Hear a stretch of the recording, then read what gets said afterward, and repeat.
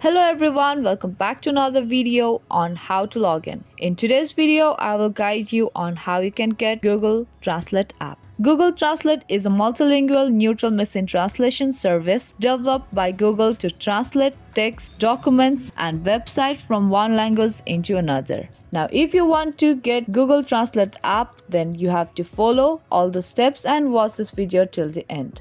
And before we start the video, make sure to subscribe and turn on the notification so that you will be notified for any of our new uploads. Now let's get started. Firstly, you need to open up a Play Store or App Store on your device. And there you have to search for Google Translate.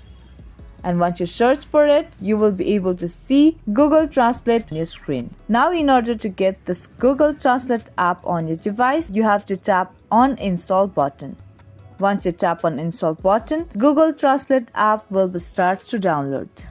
Now, once this app gets downloaded and installed to your device, you will be able to see this type of interface on your screen. Now, if you want to open your Google Translate app right away, then you can tap on Open button at the bottom of your screen.